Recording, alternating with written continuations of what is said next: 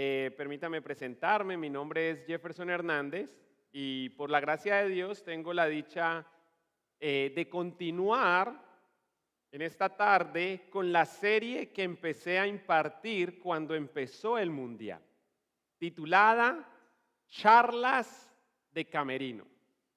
Charlas de Camerino. Así que mientras abren sus Biblias en 2 de Timoteo, capítulo 1, versículos 9 y 10, aprovecho para reiterar que durante el mes de junio y julio les estaré hablando con ejemplos futbolísticos sobre el Evangelio, como hicimos hace 2 semanas, el llamado de Dios, como haré hoy, el discipulado, la iglesia y el premio final. Pero además de reiterar eso, quiero aclarar a quienes no ven fútbol y que de pronto se están preguntando, ¿y yo cómo voy a hacer para entender esos ejemplos? Si yo no veo, no soy aficionado ni juego fútbol. Bueno, les quiero contar que las analogías y los conceptos y objetos que estaré empleando son ejemplos, cosas y realidades que la mayoría conoce y entiende. Como cuando traje un balón de fútbol para contarles que así como, que así como la pelota de fútbol es esencial para jugar fútbol, así el Evangelio es esencial para vivir eternamente. Una realidad que nos explica por qué Pablo dijo a Timoteo que no debía avergonzarse de contarle a otros acerca de nuestro Señor y que más bien con las fuerzas que Dios da debía prepararse para sufrir a causa de la buena noticia. Pues como dice 2 de Timoteo, capítulo 1, versículos 9 y 10, y si gusta puede ponerse de pie para mayor reverencia a la palabra. Gracias. Dios nos salvó y nos llamó para vivir una vida santa. No lo hizo porque lo mereciéramos, sino porque ese era su plan desde antes del comienzo del tiempo para mostrarnos su gracia por medio de Cristo Jesús. Y ahora todo esto Él nos lo ha hecho evidente mediante la venida de Cristo Jesús, nuestro Salvador. Destruyó el poder de la muerte e iluminó el camino a la vida y a la inmortalidad por medio de la buena noticia. Padre, Señor, a punto de exponer este pasaje, te ruego, Señor, que obres en cada uno de los que estamos aquí, de modo que no solo entendamos, Señor, tu palabra, sino que también, Señor, la atesoremos en nuestros corazones para que así esto produzca mucho fruto, Señor. Fruto que traiga gloria a ti. Que tú seas, Señor, glorificado por todos aquellos que nos observan, por lo que estás haciendo en y a través de nosotros, Señor. Eso te lo pido en el nombre de Jesús. Amén. Por favor, tomen asiento. Como pueden observar, de acuerdo a lo que Pablo declara en estos 2 versículos, el Evangelio, la buena noticia, es el medio mediante el cual Dios nos salva, o más bien, el medio mediante el cual Él nos salvó y nos llamó para que así disfrutáramos de una vida que es eterna y santa. Pues como dijo Pedro al final de 1 de Pedro capítulo 2 versículo 9, Dios los ha llamado a salir de la oscuridad y entrar en su luz maravillosa, lo cual es un llamado que amerita nuestra atención. Pues a diferencia de la convocatoria que recibieron los mejores jugadores del mundo, cuando el técnico de su selección los llamó a decirles que los quería en su equipo debido a su buen desempeño, Dios no convoca a las personas conforme a sus méritos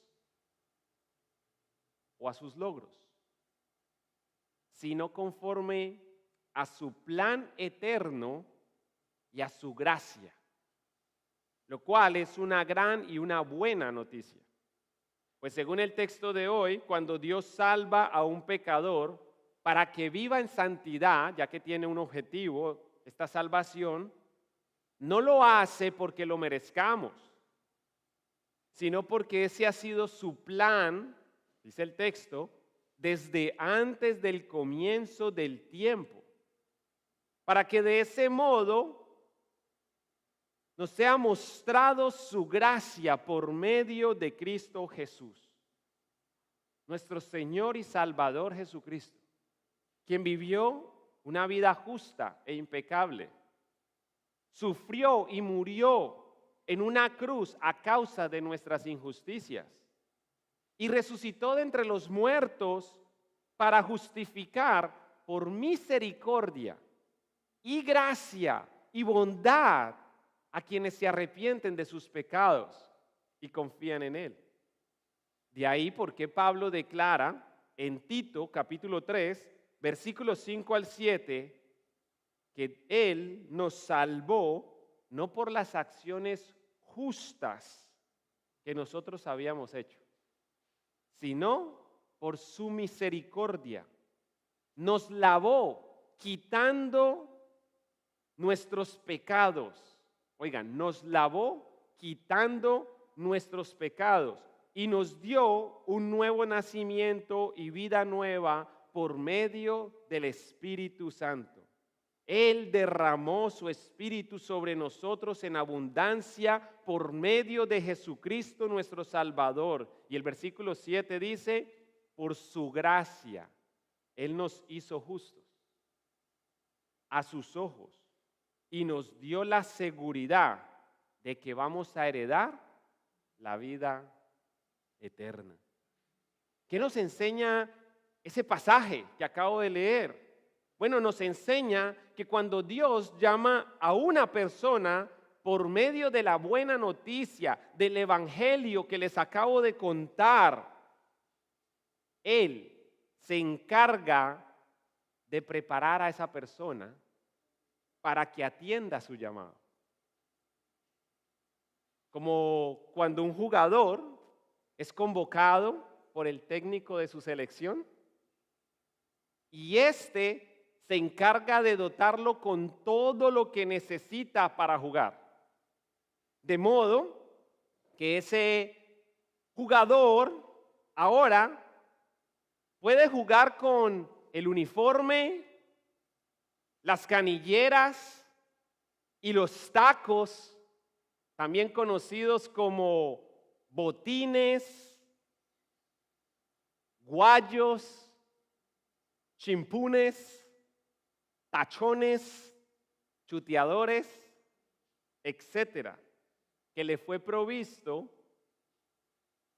tras la llamada del profe cuando le convocó.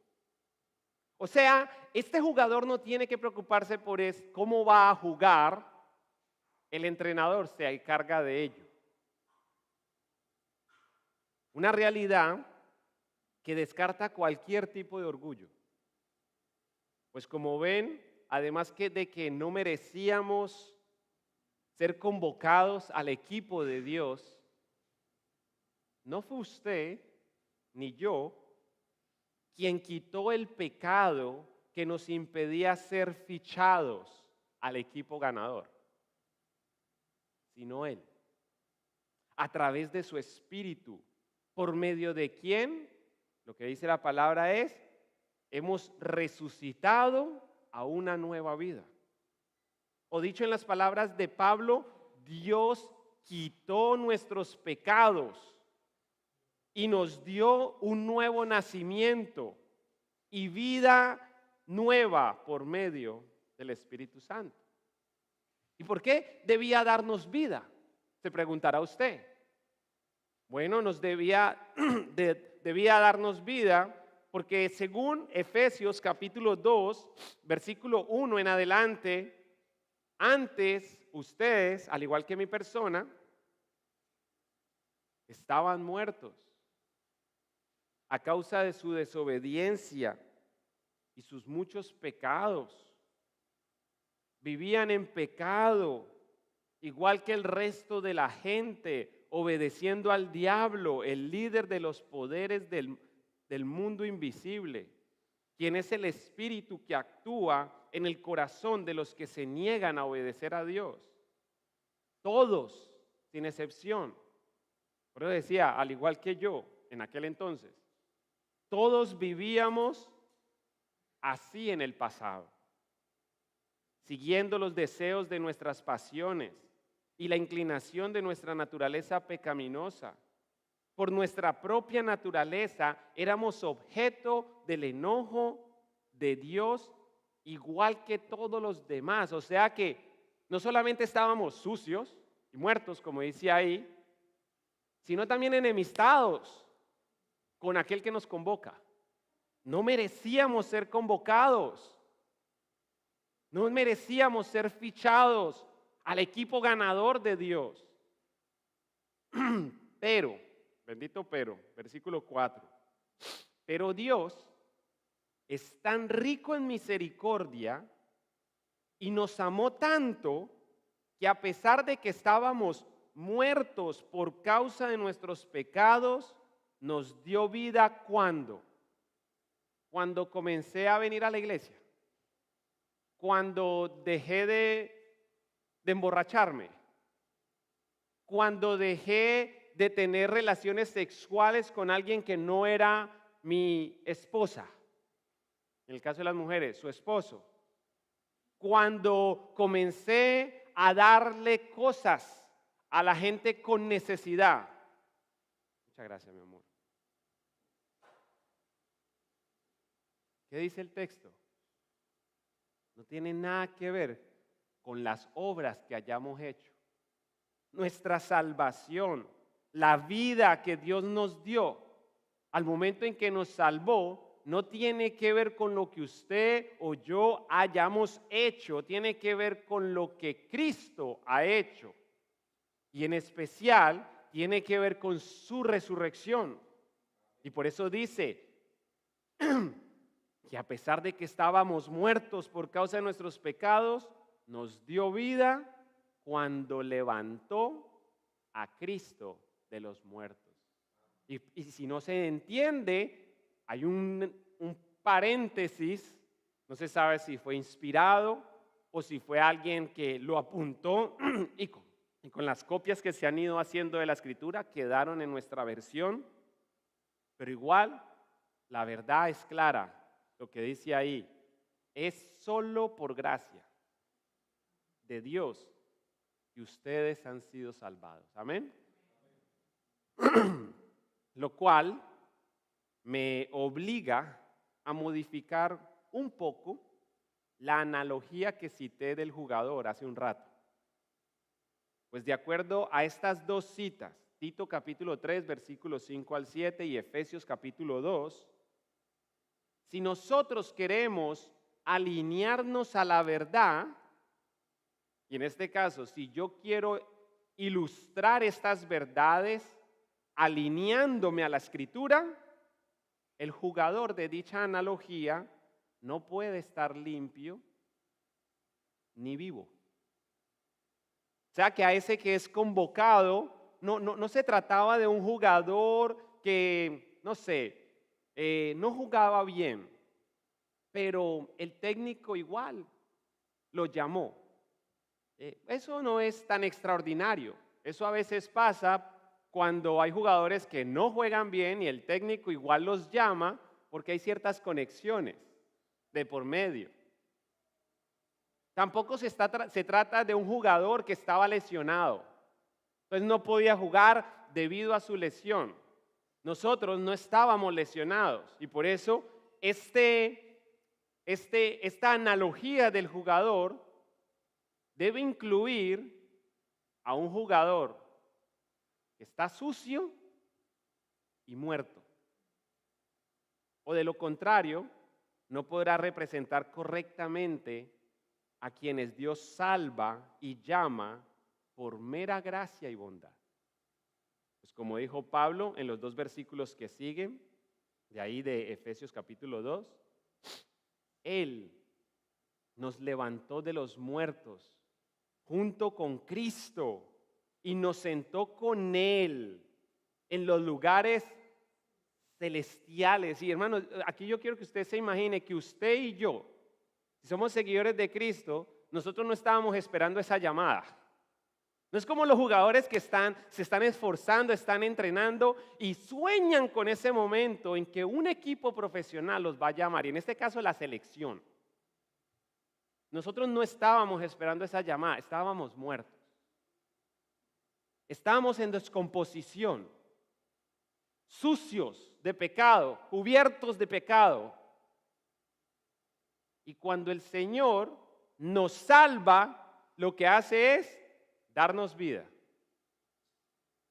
Y nos llama a vivir una vida santa.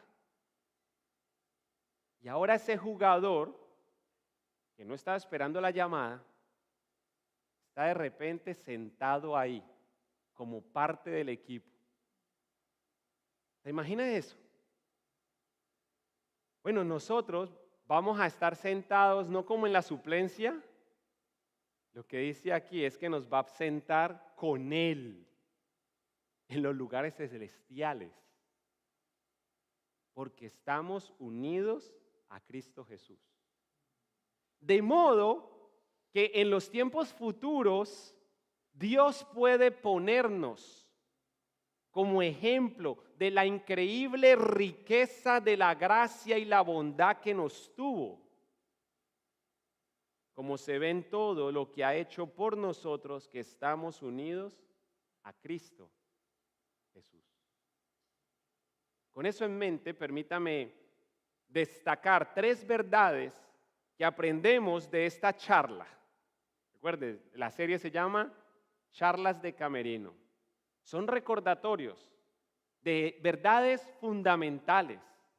La última vez era ese recordatorio de que el Evangelio es esencial para la vida, de que el Evangelio es lo que nosotros necesitamos, de que el Evangelio, no importa cuándo, dónde, a quién se predique, el Evangelio, así como un balón que usted lo mira desde cualquier ángulo, siempre lo ve redondo, el Evangelio siempre va a proclamar las mismas verdades.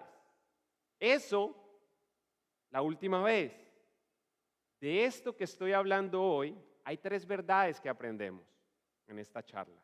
Número 1, a diferencia de otras convocatorias, el llamado de Dios no se basa en nuestros méritos o logros, sino en su gracia y en su propósito eterno. Número 2, así como el técnico de una selección se encarga de dotar a quienes convoca,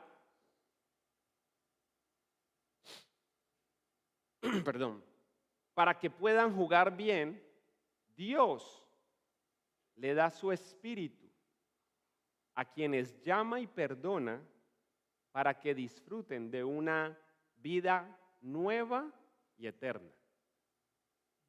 Y en tercer lugar, así como ningún jugador puede representar a una selección sin antes ser convocado, porque hermano, a mí me puede gustar la selección Colombia un montón.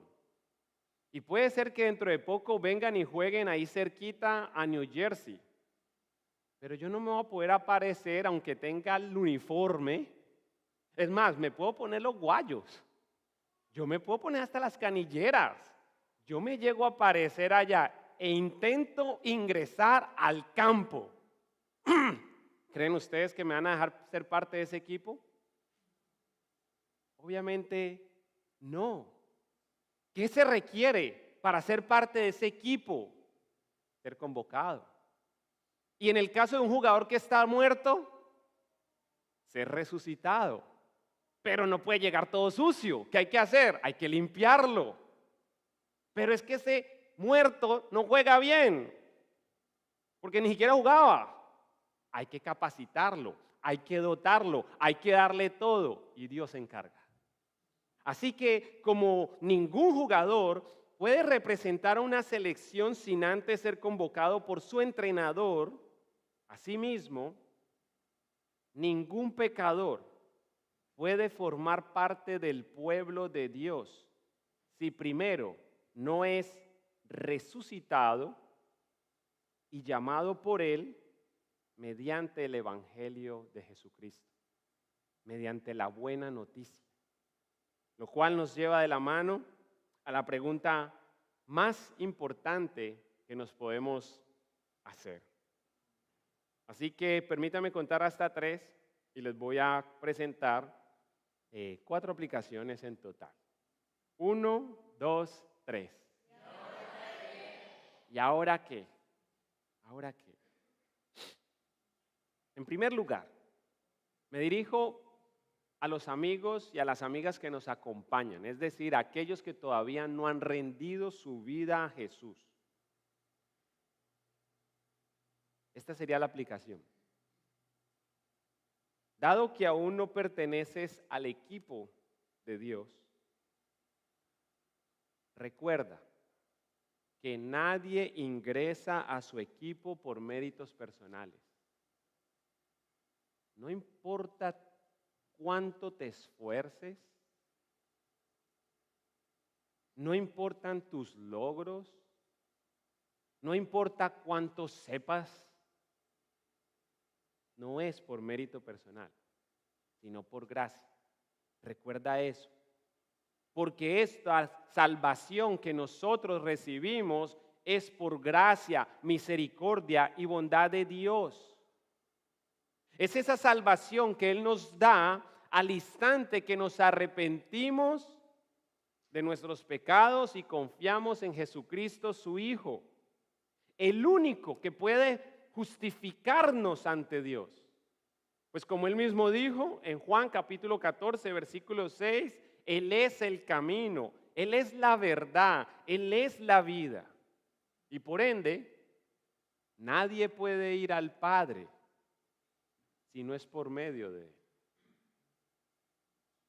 De manera más directa, a los amigos y amigas que nos acompañan, el Señor te ordena que te arrepientas.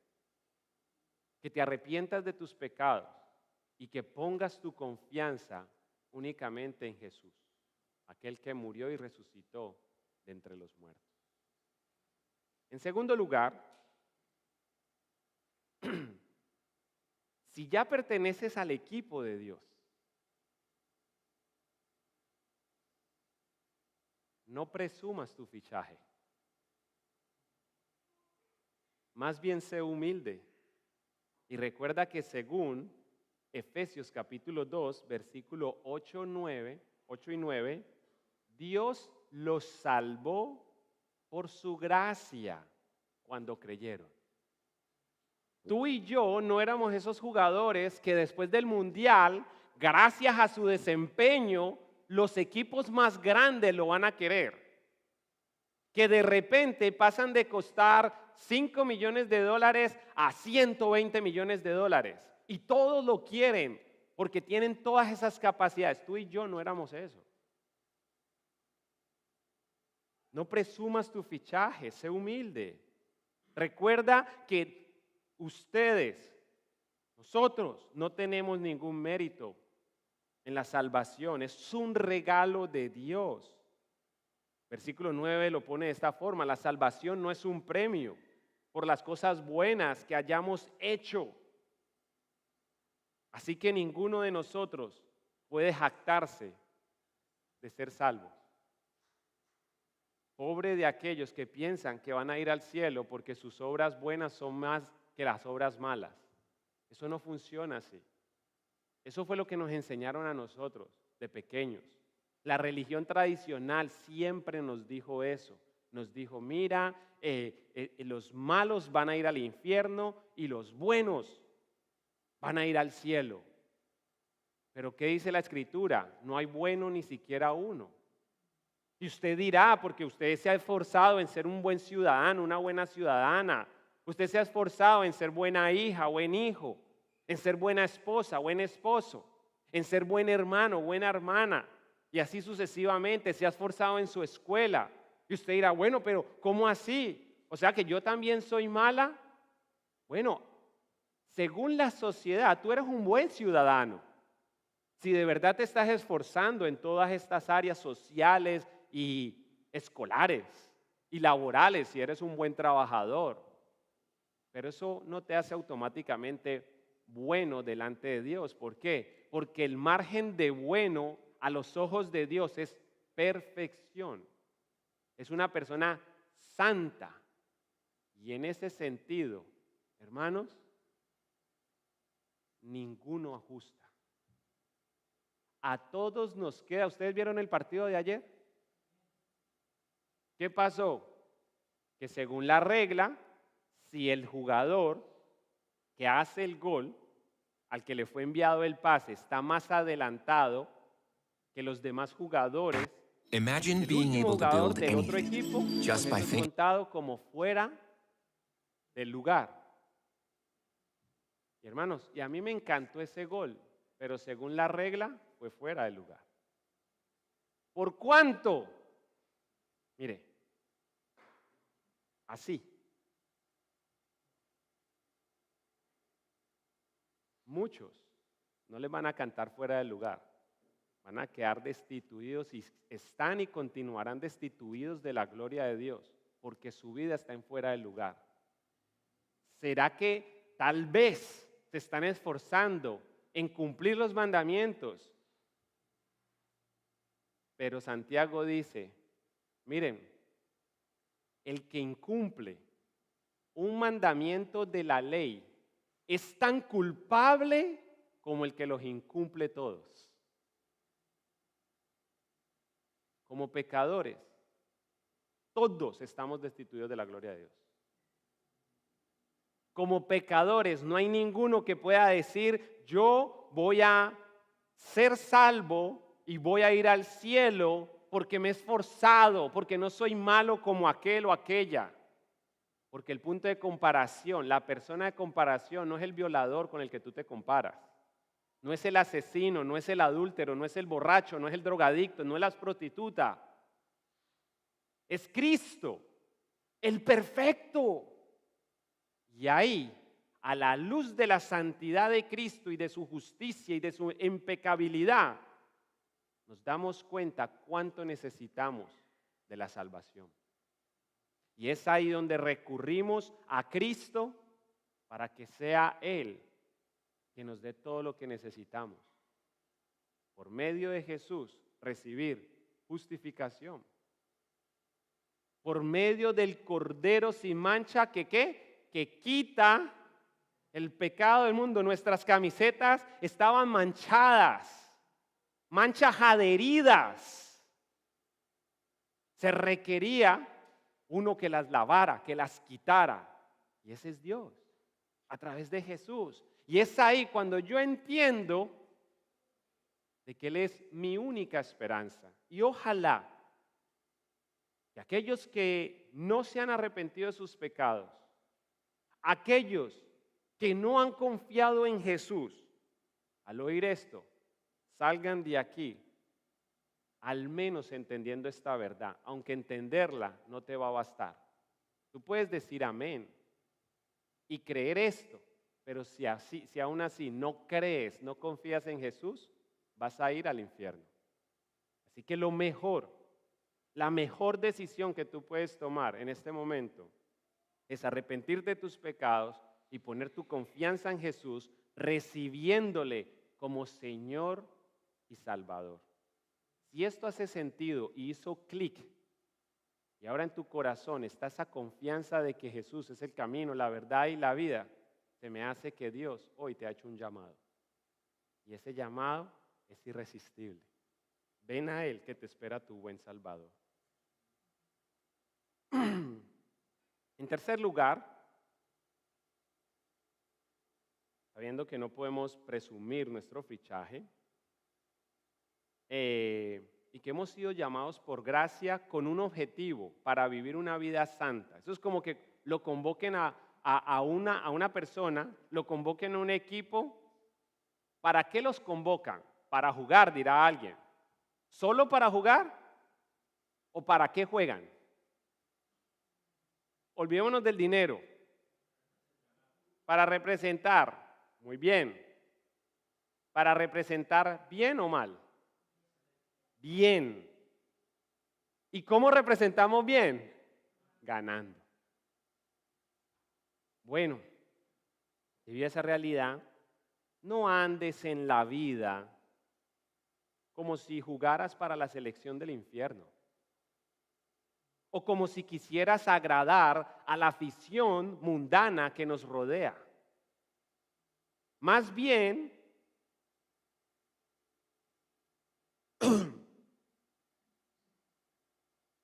juega este tiempo, ya que es el único que tenemos, como miembro de la selección del cielo, de modo que muchos ovacionen a Dios por lo que está haciendo en y a través de ti. Efesios capítulo 2, versículo 10 dice, pues somos la obra maestra de Dios. Él nos creó de nuevo en Cristo Jesús, a fin de que hagamos las cosas buenas que preparó para nosotros tiempo atrás. Cada vez que uno de nosotros lleva a cabo algo bueno que Dios había preparado tiempo atrás y esto le trae gloria a Dios, estamos ganando partidos. Y viceversa. Cada vez que hacemos algo malo, o quizás sea hasta algo bueno, pero no lo hacemos para la gloria de Dios. O si es algo malo y esto trae reproche al nombre de Dios, o es algo bueno, pero no lo hacemos para la gloria de Dios, estamos perdiendo partidos. Así que a ganar partidos, haciendo cosas buenas que Dios ya preparó de antemano para que nosotros las realicemos y que éstas traigan gloria al Señor. Y por último,